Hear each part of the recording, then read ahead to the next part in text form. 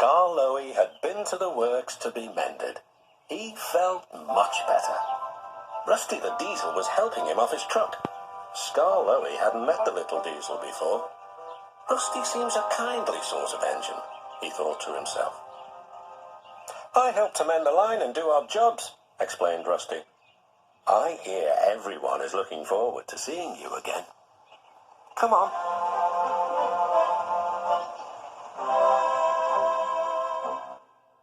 Peter Sam was feeling depressed.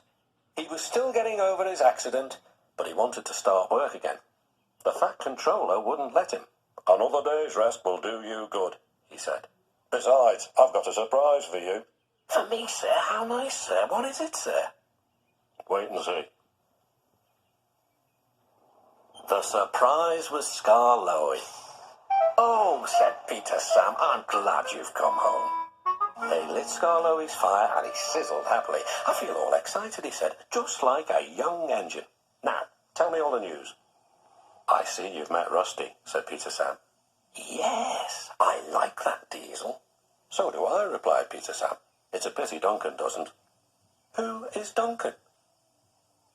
He came as a spare engine after my accident, replied Peter Sam. Is he useful? He keeps busy, and I'm sure he means well, but he's bouncy and rude. He sings and sways and swivels around. His driver calls it rock and roll. I understand, said Skarloey gravely. His driver interrupted. Duncan has done it again. He's stuck in a tunnel. Come on, old boy. We'll have to get him out. Skarloey was pleased.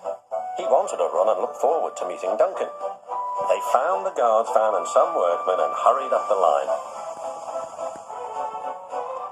How nice and smooth the rails are, thought Skarloey. They've mended all the old bumps. The little diesel helped do that. What a difference Rusty's made to the line.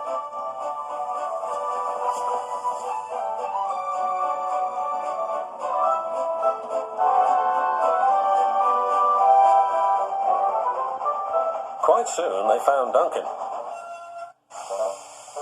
He was stuck at the far end of the tunnel, and he was very cross. I'm a plain blunt engine, as speak as I find. Tunnels should be tunnels and not rabbit holes. This railway is no good at all. Don't be silly, snapped his driver. This tunnel is quite big enough for engines who don't rock and roll.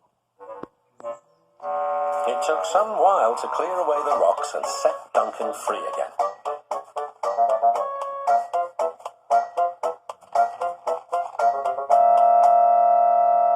At last, Skarloey was able to push Duncan and his coaches safely through.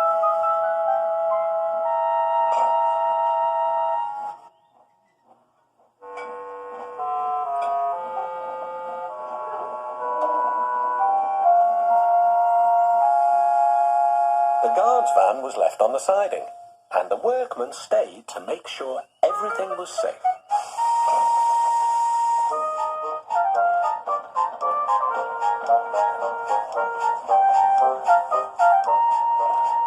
Duncan grumbled all the way home, but Skarloey paid no attention. Later, the Fat Controller spoke severely to Duncan. Listen to me. There is nothing wrong with that tunnel. You stuck in it because you tried to do rock and roll. Tunnels are not dance floors, and you are not a pop star. Then, the Fat Controller gave his full attention to Duncan's funnel. If it happens again, he ended ominously, I shall find ways to cut you down to size. In other words, your career is on the line. Need I say more? Duncan thought the Fat Controller had said quite enough, and he remained completely silent and still for at least the whole evening.